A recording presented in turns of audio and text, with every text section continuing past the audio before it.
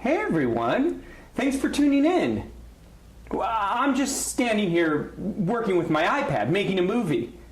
As many of you know, this year we're going to be making movies on our iPad. You see, I want you to understand that you don't need fancy equipment to make a movie. It helps, but it's not necessary. The fact is, a lot of you have things in your backpack right now that you could probably set up and make a movie with.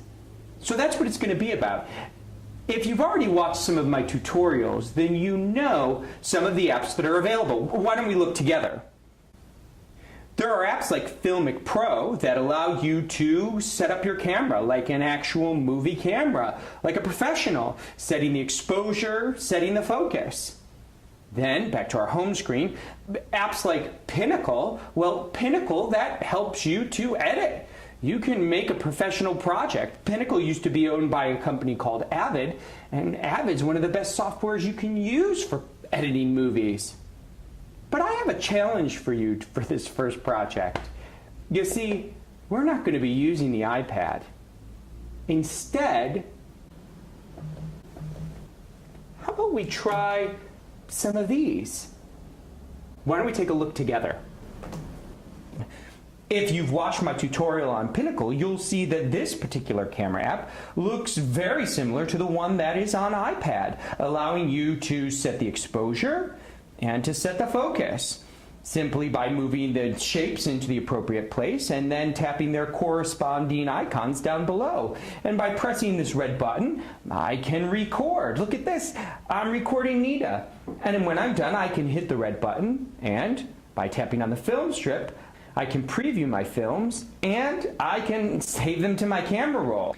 Like Filmic Pro, there is a Pinnacle Studios version for the iPhone and iPod Touch. Here's the screen here, and you'll see that it looks very much like the Pinnacle that's available for the iPad. By tapping the plus sign, I can create projects and I can name them. Let's call this particular project Nita. Gotta capitalize it. And the great thing is that Pinnacle will automatically import videos from your camera roll. So we saved that video of Nita, and there it is. It imported it. This program looks very similar and works very similarly to the version on the iPad. By clicking on a particular video, I can scroll along to determine which parts of the video I would like to use. When I'm ready, I can import that video into my timeline. And remember, if you've watched my tutorial on Pinnacle, the red line is showing whatever it's touching. I can hit the slice icon and instantly split my video into two pieces. And it works the same way as the iPad version. By tapping a piece of film 3 times, and then if we tap this icon here, I can see my audio tracks, which I've separated from my video. It's very easy to use, and again, if you've watched my Pinnacle tutorial, you'll know exactly what to do. Pinnacle also has a number of the transitions, titles, and features that you will find on the iPad version of Pinnacle. But wait a minute, some of your devices are so old they don't have Pinnacle. For you guys, well, you can use iMovie. There's another software that's available for you. iMovie is very easy to use. You can tap the plus sign to start a project, and then select New Movie and a theme. Hey, this is the theme I use for 5 questions.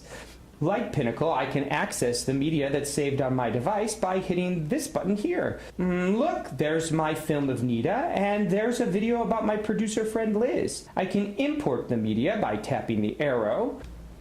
Now I can edit my video. I can slide it back and forth, and by double tapping, I'm offered an options menu. I could choose the video option and click these double dots to split my video. I could duplicate, and by tapping audio, I can turn the audio up and down, and just like the iPad version, I could detach the audio from my clip. It's that simple.